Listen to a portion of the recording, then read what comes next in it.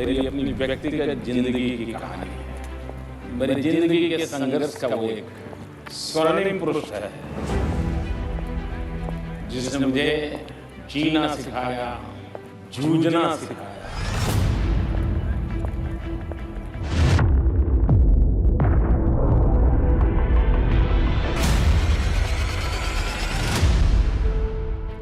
प्रधानमंत्री नरेंद्र मोदी की जिंदगी का ये कौन सा पन्ना है जिससे दुनिया अनजान है? क्या ये कहानी इस पथ से जुड़ी हुई है, या ये कथा 7 दशकों से राजनीति की रपटीली राहों पर चलने वाले नरेंद्र मोदी की? नमस्ते, मैं हूं किशोर रजवाणी। ये सड़क भारतीय राजनीति की तारीखी विरासत की गवाह है, लेकिन अब इस पथ की शक्ल नई है, नाम नया है, पहचान नई है। यह सड़क कर्तव्य पथ है, जहां से गुजरने पर इत्तफाकन ही नरेंद्र मोदी की संघर्ष गाथा की गूंज सुनाई नहीं दी। कर्तव्य पथ के नव निर्माण के शिल्पकार नरेंद्र मोदी ही हैं, लेकिन उनके चौंकाने वाले संघर्ष की कहानी क्या है? 7 मिनट उस व्यक्ति को समय मिला, मैं कल्पना नहीं कर सकता। इससे बड़ी बात मेरे जीवन में हो ही नहीं सकती। वो घटना अभी नजर से हटती नहीं है।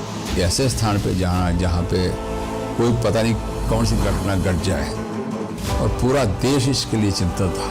जो भी प्रधानमंत्री होगा आज से 25 साल के बाद, जो भी प्रधानमंत्री होंगे, वो जब झंडारोहण करते होंगे तो मैं आज विश्वास से कहता हूं, वो अपने भाषण में जिन सिद्धियों का वर्णन करेंगे, वो सिद्धियां वही होगी जो आज देश संकल्प कर रहा है।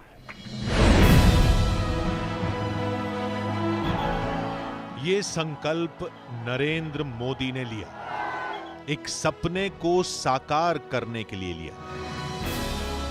ऐसा सपना जो आने वाले कल को गढ़ने की ताकत रखता है, जो बीते हुए कल में उलझी तमाम तारीखों से बुना है।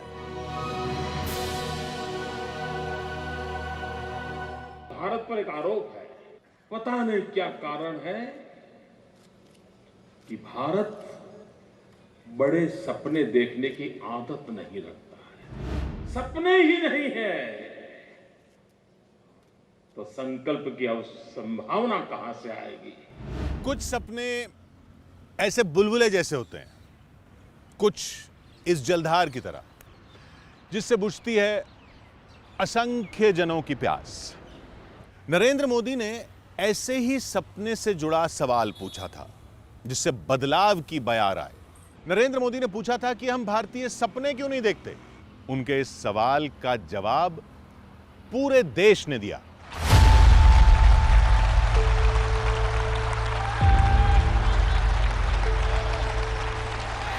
मैं नरेंद्र दामोदर दास मोदी ईश्वर की शपथ लेता हूं। मिथकों के मटिया मेट होने का आरंभ यहीं से हुआ, फिर हर दिन होता ही गया। बदलाव नाम में दिखा, काम में दिखा। कर्मयोगी नरेंद्र मोदी के प्रयासों का प्रतीक है ये सेंट्रल विस्टा, ये नया संसद भवन, ये भारत मंडपम। भारत मंडपम में G20 का ऐतिहासिक आयोजन, नई दिल्ली G20 लीडर्स घोषणा पत्र पर आम सहमति बनी। रूस और यूक्रेन जैसे धुर विरोधियों ने भारत की पहल को एक सुर में सराहा। जब हम कोविड को हरा सकते हैं तो हम आपसी विश्वास पर आए इस संकट पर भी विजय प्राप्त कर सकते हैं। नरेंद्र मोदी की कोशिश से दुश्मन देशों को कूटनीति बदलनी पड़ी है। मौजूदा वक्त में नरेंद्र मोदी सबसे बड़े स्टेट्समैन हैं, इसमें किसी को शक नहीं। लेकिन नरेंद्र मोदी की इस यात्रा के कुछ पड़ाव अचंभित करने वाले हैं।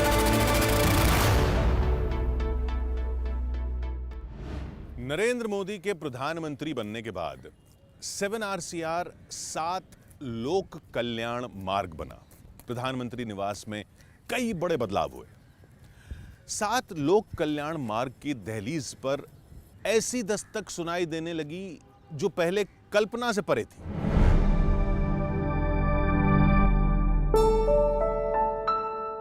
सूरज की पहली किरण के साथ एक किसान पदयात्रा पर निकले।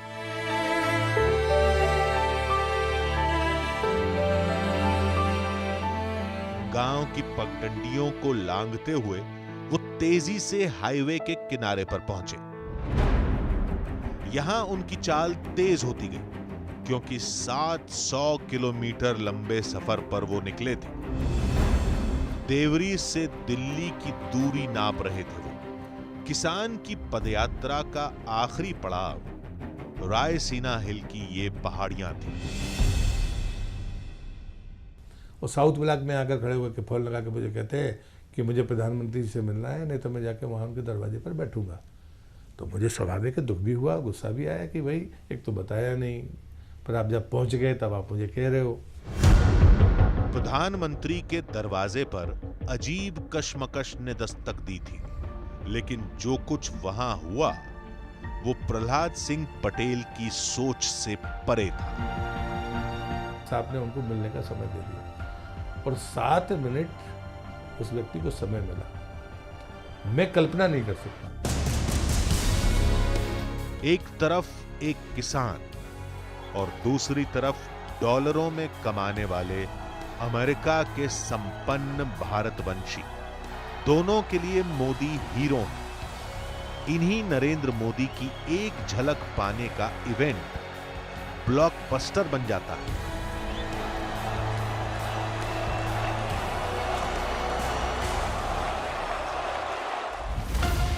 ऐसा क्यों होता है? क्योंकि यही तो है नरेंद्र मोदी का विस्तार। एक विस्तार और भी है, कड़े फैसले लेने वाले प्राइम मिनिस्टर से आम जन के लिए धड़कने वाले दिल के धनी नरेंद्र मोदी का विस्तार।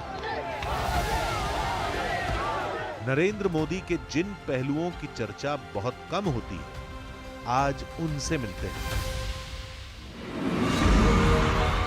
जब वो गुजरात के मुख्यमंत्री थे, तब उनसे संपर्क के लिए एक फोन कॉल ही काफी थी। एक बार देर रात उनके घर फोन की घंटी घंघनाई। मदद की गुहार मुंबई से आई। फोन करने वाले उदय कांगड़ के लिए वो कयामत की रात थी। उस रात करीब 8 बजे मुझे फ़ोन आया बड़ी बहन का मुंबई से कि भाई तुम्हारे जीजाजी की तबीयत बहुत सीरियस है, कोई यहाँ मैं किसी को पहचानती नहीं हूँ, यहाँ का डॉक्टर को नर्स को बोलती, वो बोल रहे हैं कि आएंगे अभी आ रहे हैं। तो रोने लगी वो। किसी की जिंदगी और मौत का सवाल था। नरेंद्र मोदी ने रातों रात ऑपरेशन जिंदगी शुरू किया। बड़ी बहन का मुंबई से फ़ोन आया, किसका फ़ोन करवाया था? यहाँ बहुत डॉक्टर आ गए, सब अच्छे से। इससे बड़ी बात मेरे जीवन में हो ही नहीं सकती।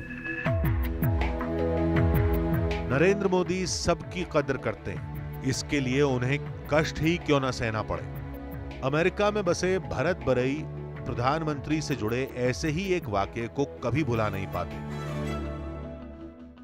When he came in 2014, it was Chaitri Navratri and he was fasting.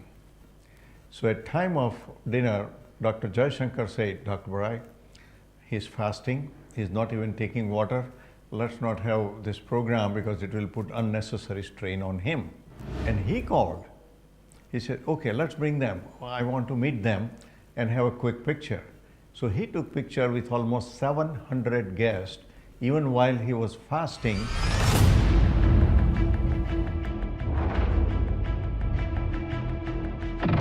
तपस्वी जैसा धैर्य, किसी बड़े टेक्नोसेवी जितने up to date.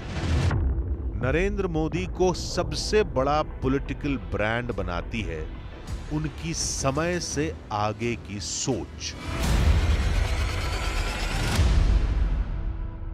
Modi ji उस समय, मैं 96-97 की बात कर रहा हूं, जब उनका ईमेल अकाउंट था, उनके पास एक कम्युनिकेटर था, नोकिया कम्युनिकेटर। हम लोग इतने इतने मोटे मोटे फ़ोन लेकर चलते थे, पर लेकिन उनके पास नोकिया कम्युनिकेटर था जिसके जरिए वो कम्युनिकेट करते थे।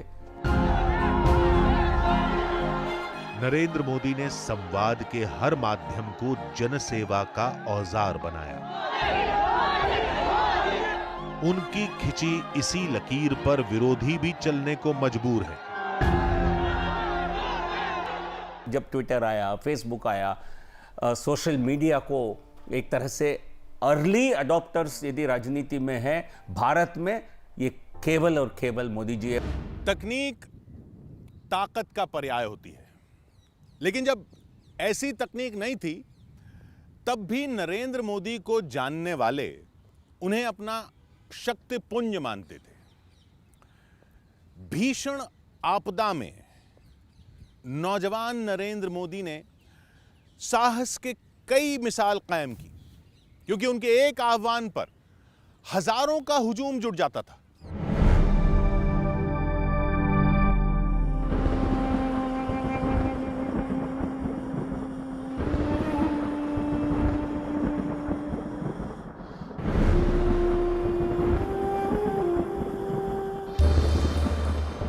मोरबी का आसमान स्याह था, काले बादल छटने का नाम नहीं ले रहे थे।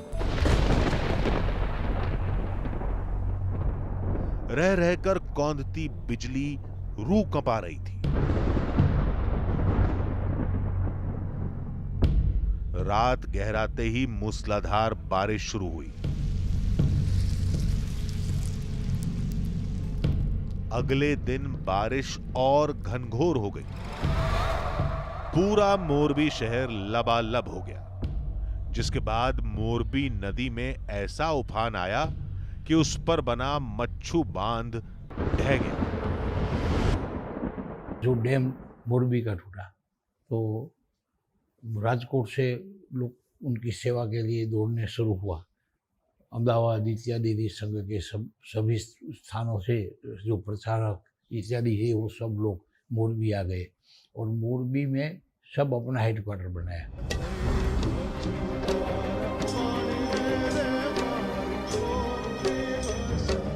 वो अगस्त 1979 की मनहूस दोपहरी थी। मोरबी शहर मुर्दों से पटा पड़ा था।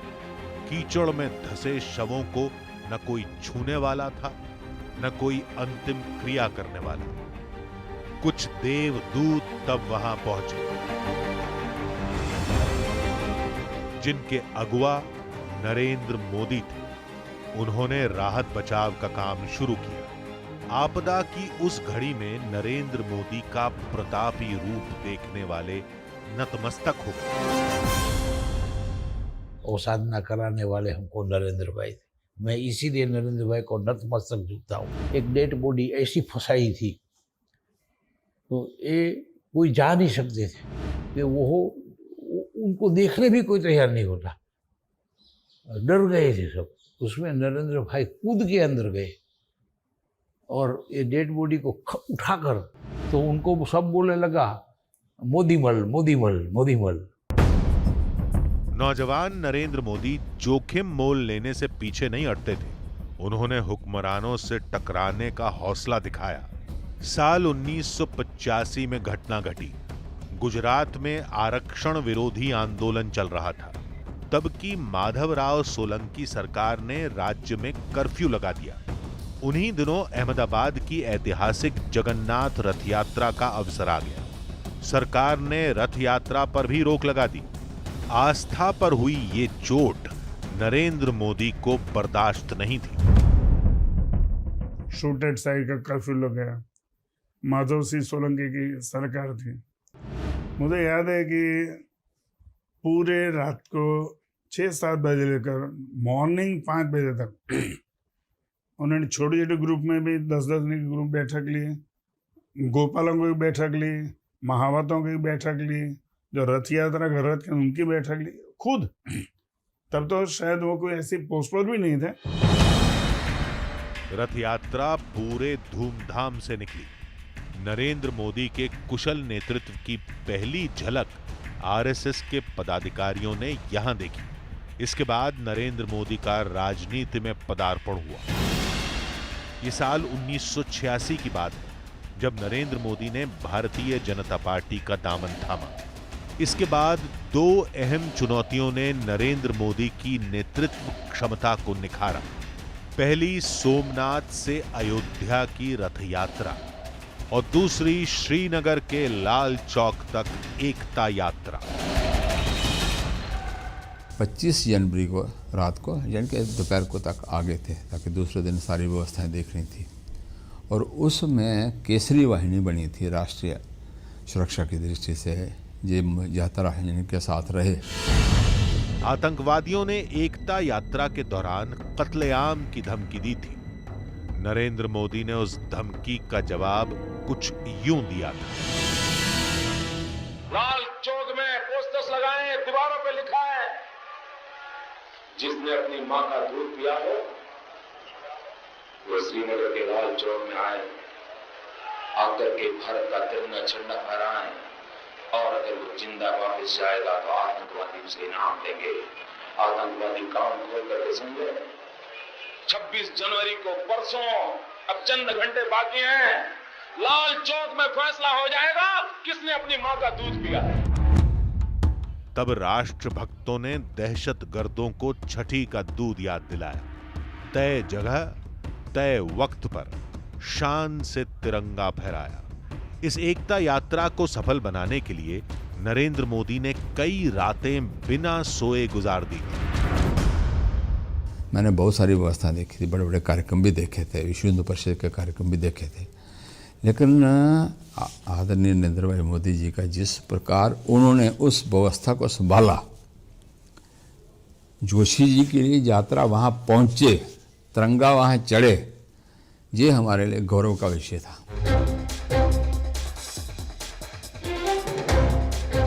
यही निडर नरेंद्र मोदी किसी पर अत्याचार होते नहीं देख पाते।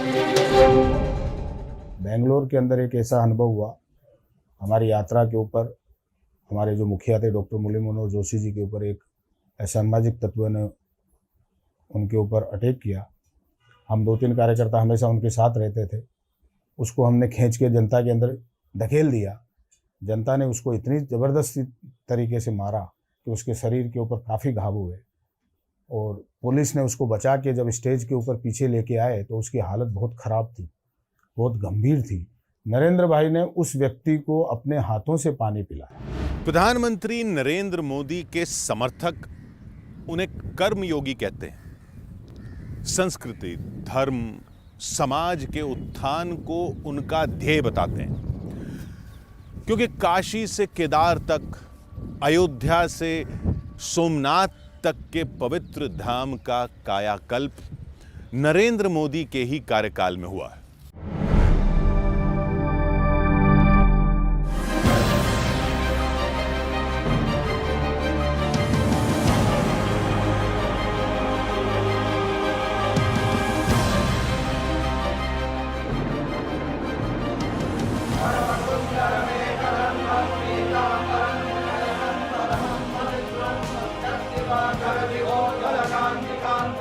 काशी के इतिहास ने नई करवट ली। अथक प्रयासों से विश्वनाथ धाम का कायाकल्प हुआ। काशी विश्वनाथ धाम के लोकार्पण पर प्रधानमंत्री नरेंद्र मोदी ने एक अनोखी बात कही थी। जो मां गंगा उत्तर वाहिनी होकर बाबा के पांव पखारने काशी आती है, वो मां गंगा भी आज बहुत प्रसन्न होगी। अब जब हम भगवान विश्वनाथ के चरणों में प्रणाम करेंगे, ध्यान लगाएंगे, तो मां गंगा को स्पर्श करती हुई हवा हमें स्नेह देगी, हमें आशीर्वाद देगी। विश्वनाथ धाम परिसर के इस स्वरूप का स्वप्न सबसे पहले प्रधानमंत्री की मां हीराबेन ने देखा। उन्होंने पुत्र नरेंद्र मोदी को बाबा विश्वनाथ धाम को ऐसे संवारने की सलाह दी कि मंदिर से सीधे गंगा दर्शन हो सके। उतने बड़े प्रोजेक्ट के लिए जो भवन बने हुए थे उनको सबको जो है एक्वायर करना, और वो भी निर्विवाद रूप से लोगों का सहयोग लेके एक्वायर करना, साधु संतों का जो है सहयोग लेना, ये काम सोचा भी नहीं जा सकता कि वो हो सकता था। प्रधानमंत्री नरेंद्र मोदी ने मंदिरों के पुनरुद्धार का प्रण ले रखा है। 5 अगस्त 2020 को प्रधानमंत्री नरेंद्र मोदी ने अयोध्या में राम मंदिर की नींव रखी। अगस्त 2020 में नरेंद्र मोदी ने सोमनाथ मंदिर में 80 करोड़ की कीमत के 3 प्रोजेक्ट का उद्घाटन किया। 2019 में प्रधानमंत्री ने बहरीन में 200 साल पुराने श्री कृष्ण मंदिर के जीर्णोद्धार का कार्यक्रम शुरू किया।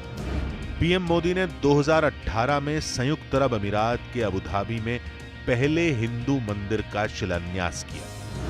इससे पहले 2016 में 4 धाम परियोजना की शुरुआत पीएम नरेंद्र मोदी ने की।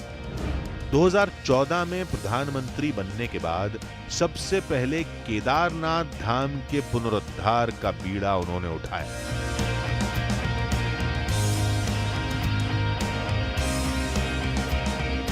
कि सभी जगह बिना किसी टकराव के अपने अध्यात्मवाद की दृष्टि से कार्य को आगे बढ़ाना, चाहे काशी विश्वनाथ का कॉरिडोर हो, चाहे केदारनाथ का हो, चाहे अन्य मंदिरों का जीर्णोद्धार हो, सभी काम को आगे बढ़ाना, ये हम जानते हैं कि उनकी दूरगामी सोच और सांस्कृतिक राष्ट्रवाद के प्रति उनका समर्पण है।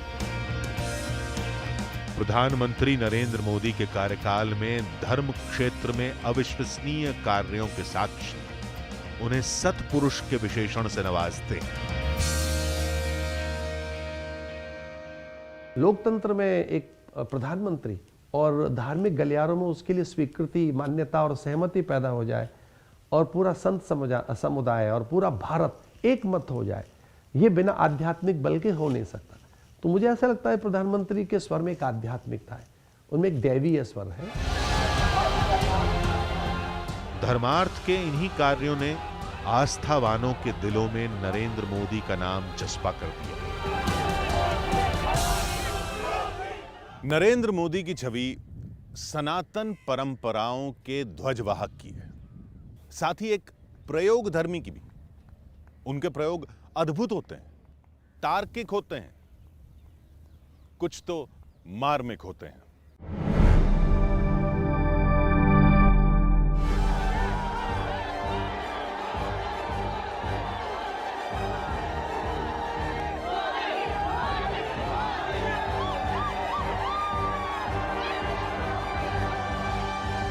बड़ी मन को छूने वाली सी घटना थी। माननीय प्रधानमंत्री जी ने देखा, वो अपने स्थान से उठे, पोडियम तक गए और उन्होंने अपने हाथ से स्वयं उस माइक को नीचे करके महिला के चेहरे तक लाकर उसको एडजस्ट किया और उसके बाद वो जो हमारी ग्राम प्रधान थी, उन्होंने सरलता के साथ अपना भाषण दिया।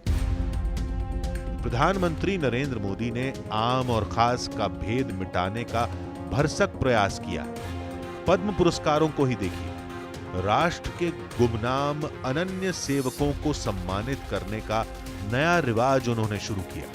तुलसी गौड़ा, राहीबाई पोपरे, हरिकाला हाजब्बा और शिवानंद जी जैसी विभूतियों से देशवासियों का परिचय पहली बार हुआ। इसी तरह समाज में वंचित शोषित वर्ग के लिए वो व्याकुल हो उठते हैं। नीमाबेन भाकर से मिलिए, इनकी जिंदगी बदलने वाली नेक सलाह नरेंद्र मोदी की दी हुई है। वो हम लोगों को उन्होंने ही सिखाया कि जैसे आज हमारे घर में बच्चे पैदा हो रहे हैं, जन्मदिन मनाते हैं, केक काटते हैं, पैसा बहुत खर्च करते हैं, उसकी जगह उन्होंने हमको ये सिखाया कि तुम हर एक बच्चे को, तुम्हारे जैसे एक बच्चा हुआ तो एक बच्चे को, आदिवासी बच्चे को दत्तक लो और उनकी पढ़ाई का, खाने का खर्चा वो सब तुम उठाओ। प्रधानमंत्री की पारखी नजर का एक किस्सा केंद्रीय मंत्री जितेंद्र सिंह सुनाते हैं। प्रधानमंत्री ने स्वयं कहा कि आप मेरे कार्यालय के पीछे वाला भी हिस्सा देखिए, साउथ ब्लॉक में, वहाँ पे भी बहुत सारा जंक पड़ा है। Rightly so. जब हमने देखा नीचे हम गए जो बेसमेंट में, तो रास्ता ही बंद था, कॉरिडोर चोक्ड था। इन्होंने हमें कहा था कि आपको वहाँ पर कई जगह 3 टांगों वाली कुर्सी दिखेगी, 2 टांगों वाला मेज़ दिखेगा। और वाकई, और सब इतने उत्साहित हुए कि ना केवल हमें ये दिखे बल्कि मोबाइल पड़े हुए दिखे, कंप्यूटर्स के स्क्रीन पड़े, ख़राब हुए तो साहब के टेबल से उठा के वहाँ फेंक दिए। एंड कैन यू इमेजिन, उस सब को जब मार्केट में बेचा गया या डिस्पोज ऑफ किया तो we earn 62 crore which was deposited. प्रधानमंत्री नरेंद्र मोदी ने नौकरशाही में जितने प्रयोग किए उन्हें जमकर सराहा गया। टास्क मास्टर नरेंद्र मोदी के काम का अंदाज केंद्रीय मंत्री किरेन रिजिजू से जानिए। पहले तो डीजी कॉन्फ्रेंस में लोग एक दिन आते हैं, प्रधानमंत्री आधा घंटे के लिए आके भाषण देके ख़त्म होते थे। पहली बार प्रधानमंत्री 3 दिन साथ में रहे। दूसरी बार जो हुआ वो गजब की है। 5:30 बजे योग करना, फिर 7:30 बजे ब्रेकफास्ट टेबल में भी, ईच टेबल में उसमें आईबी के एक सीनियर ऑफिसर और 6 राज्य के डायरेक्टर जनरल ऑफ पुलिस, ऐसे करके जो टेबल है, खाने का टेबल है, वहाँ में भी किसी विषय का चर्चा। नरेंद्र मोदी के दौर में दिखावे और धौंस की सियासी परिपाटी का अंत हो चुका है। पूर्व केंद्रीय मंत्री मुख्तार अब्बास नकवी बताते हैं, लाल बत्ती कल्चर को प्रधानमंत्री ने एक झटके में खत्म किया। लाल बत्ती कल्चर, जो कि लाल बत्ती जो है वो नेताओं के रोब का एक प्रतीक बन गया था, वो लाल बत्ती कल्चर उन्होंने बंद किया। पीएम ने कहा जिसको उतारना उतारो, नहीं उतारना उतारो, हमारा केंद्र का मंत्री कोई नहीं लगाएगा। एक बार प्रधानमंत्री नरेंद्र मोदी ने संसद की कैंटीन में लंच किया था। उसी दिन पार्लियामेंट की कैंटीन में बड़ा बदलाव हुआ था। कैंटीन जो वहाँ एमपीज के लिए कैंटीन है पार्लियामेंट के अंदर, वहाँ चले गए अपना। बाहर जो लोग जो है, जो चीज़ जो है वो 100 रुपए की प्लेट खा रहे हैं, 50 की खा रहे हैं, और यहाँ पे 10 रुपए की, 8 रुपए की मिल रही। क्या है, हम कौन से प्रिविलेज क्लास के लोग हो गए? ये बंद होना चाहिए। गरीबों के लिए जो है वो चीज़ जो है वो 50 की मिल रही है और हम जो है वो 5 रुपए की खा रहे हैं, और एकदम उन्होंने सब्सिडी जो है उस दिन से क्लोज हो गई। प्रयास और प्रयोग की स्याही से नरेंद्र मोदी ने सियासी सफलता का अध्याय लिखा है। उनके दिए एक सरप्राइज से डॉक्टर के राधाकृष्णन गदगद हो उठे थे। 29th May 2014, our Prime Minister gave me 15 minutes of time, and that was the 3rd day of becoming the Prime Minister of this nation. लाल किले की प्राचीर से प्रधानमंत्री ऐसे मंत्र यूं ही नहीं देते। जय जवान, जय किसान, जय विज्ञान, जय अनुसंधान।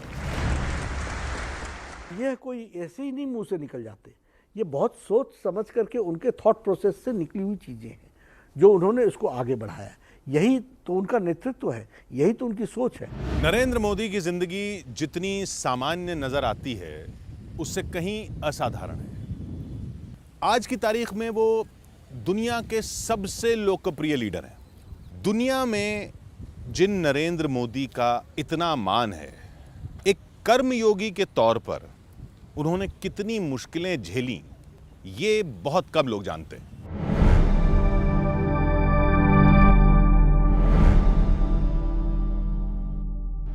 आज मेरा दोस्त अरुण चला गया।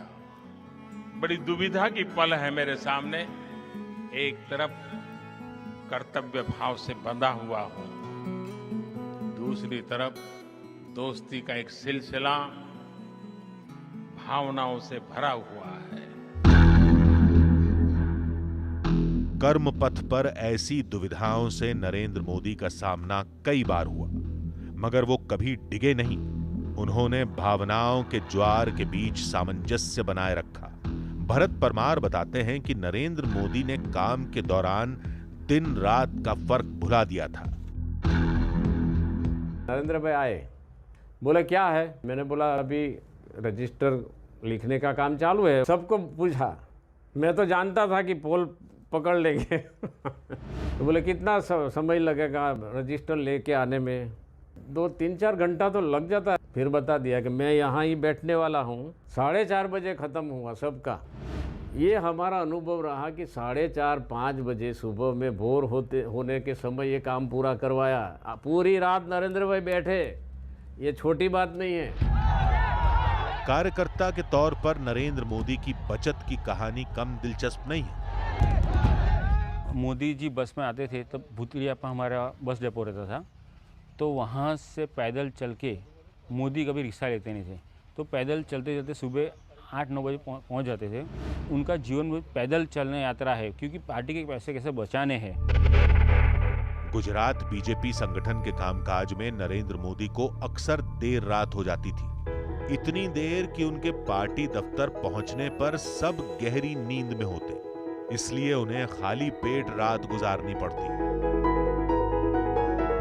भोजन तो बाकी है तो कुछ तो करना पड़ेगा। बोले नहीं दूध है, तो मैं बोला दूध तो होगा, तो बोले मुझे दूध दे दो 1 गिलास।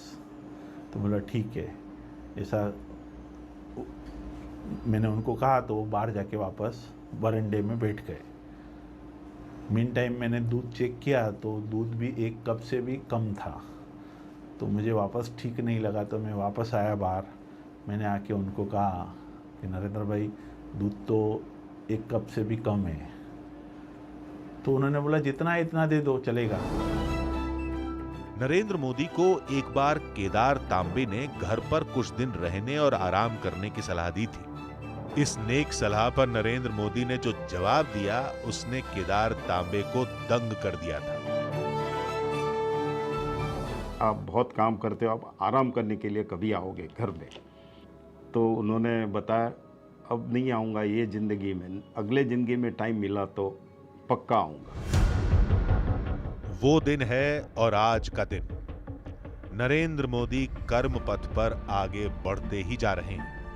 जीवन के 72वें वर्ष में भी उनकी संकल्प यात्रा अनवरत जारी है। इस यात्रा की मंजिल भारत की तरक्की और खुशहाली है। इस लक्ष्य तक पहुंचने की राह उन्हें साफ नजर आती है। भारतीय राजनीति में नरेंद्र मोदी सबसे भरोसेमंद नाम है, जन जन की उम्मीदों का नाम है, क्योंकि उनसे देशवासियों का मुस्तकबिल जुड़ा है।